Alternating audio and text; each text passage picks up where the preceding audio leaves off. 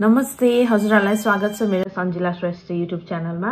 आज चाहिँ म पोर्कको मासुको अचार बनाउन गइरहेको छु र यदि हजुरहरुलाई मेरो recipe video, travel blog, mukbang video राम्रो लाग्छ भने कृपया मेरो च्यानललाई सब्स्क्राइब गरिदिनु होला र मलाई अगाडि बढाउन मद्दत गरिदिनु होला।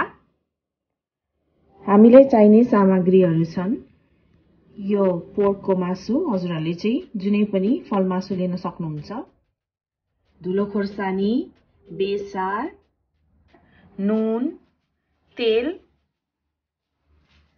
यो चाहिँ जिराको धुलो, यो चाहिँ मैले मुङ्ग्रेलो, जिरा, धनिया अनि मेथी भुटेर यसलाई मजाले पिनेको हो। अनि यो टिमुरको धुलो, यो चाहिँ चाट मसला, लसुन र अदुवा। र मासुको अचार बनाउनको लागि चाहिँ म पहिला यो मासुमा थोरै बेसार राख्छु। बेसार र नुन राखेर केही बेरसम्म यसलाई मोलेर राख्छु। मोलेर राखेको मासुलाई डीप फ्राई गर्नुपर्छ।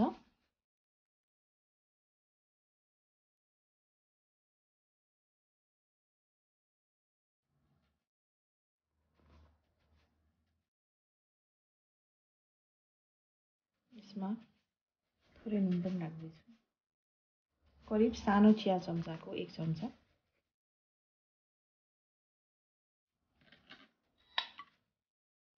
र सफा हातले यसलाई मोलेर केही बेरसम्म राखिदिन्छु।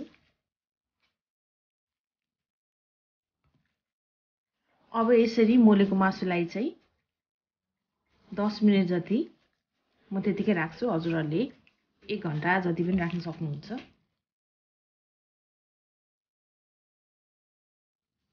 यसरी मोलेर नुन राख्यो भने चाहिँ मासुको अचार बनाउँदा भित्र नुन पनि छिर्छ।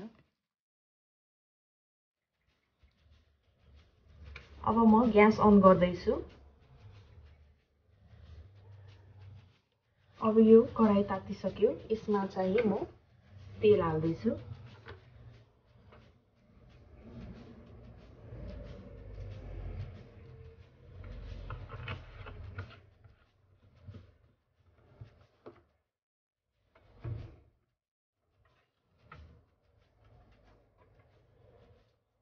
र यो तेल खारिसकेपछि म यसमा मासु हाल्छु।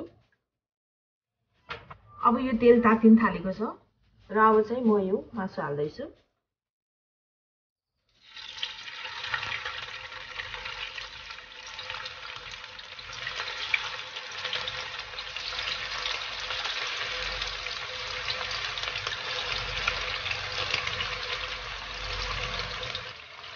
म पहिला आधी मासु फ्राई गर्छु अनि त्यसपछि चाहिँ आधी मासु फेरि फ्राई गर्छु। मासुलाई म बिस्तारै चलाउँछु।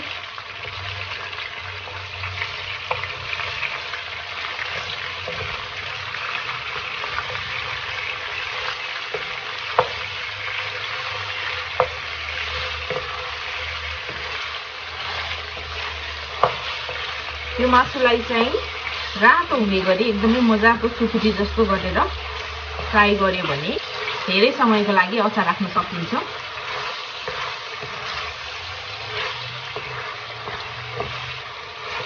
अब यसलाई म केही बेरसम्म पाक्न दिन्छु।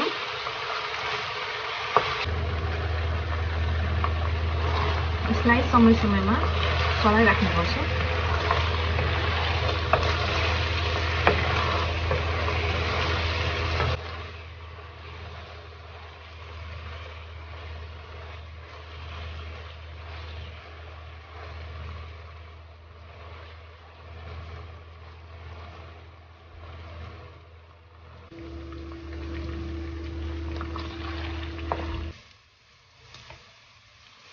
मासु मजाले रातो हुँदैछ।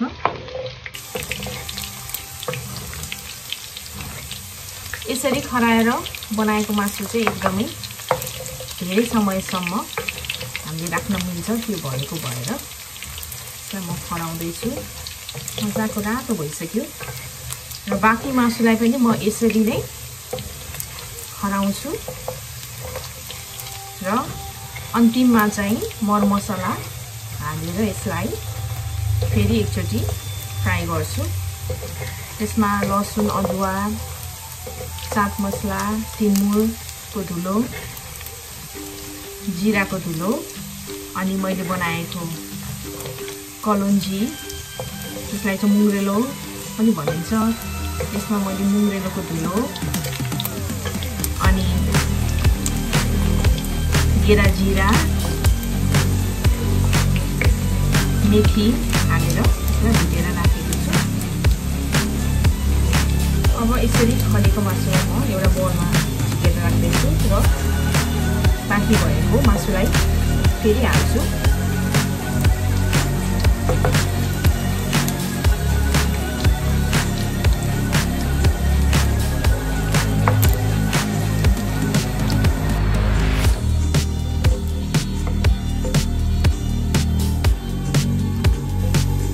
मलाई चाहिँ यसरी मासुको अचार बनाउँदाखेरि मेरो बाबाको याद आउँछ। मेरो बाबाले चाहिँ मासुको अचार बफको यसरी नै अचार बनाएर हामीलाई सानोमा दिनुहुन्थ्यो। यो चाहिँ मेरो बाबाको रेसिपी हो। अब फेरि हाल्दैछु म मासु।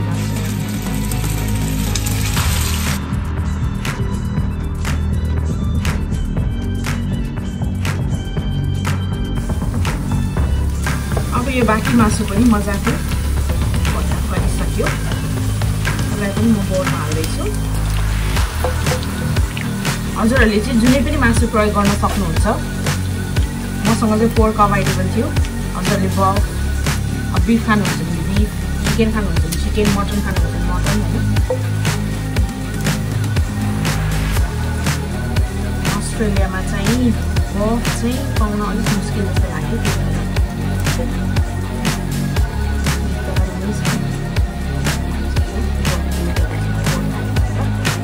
र अब यो एकछिन म एकदमै बेसमारी तातो छ। यही तेललाई चाहिँ म युज गर्दैछु र यसमा म अघि नै काटेर राखेको यो लसुन र अदुवा फुराउँदैछु।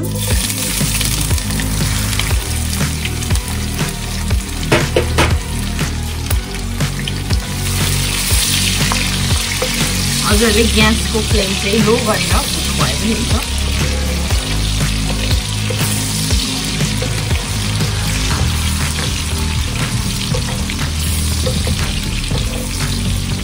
र अब यसमा म थोरै बेसारको धुलो पनि राख्दैछु।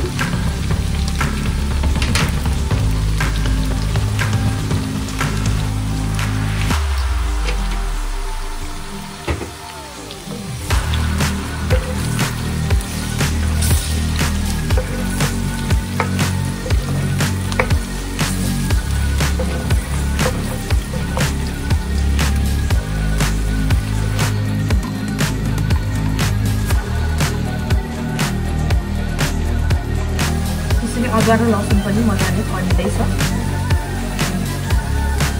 र अब यसमा म जिराको धुलो पनि राख्दैछु। त्यो चाट मसला सिमुलको धुलो मैले आफैले बनाएको मसला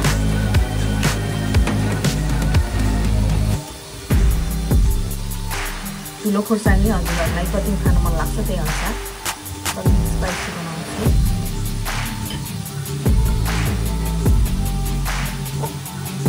यसमा अहिले म थोरै नुन पनि राख्छु। अघिल्लो पनि आधी नुन राखिसकेँ। अब थोरै नुन राख्छु। मासुमा अलरेडी नै नुन छ र अब यसलाई म यसरी मिक्स गर्छु। ग्यासको फ्लेम चाहिँ एकदमै सानो हुनुपर्छ।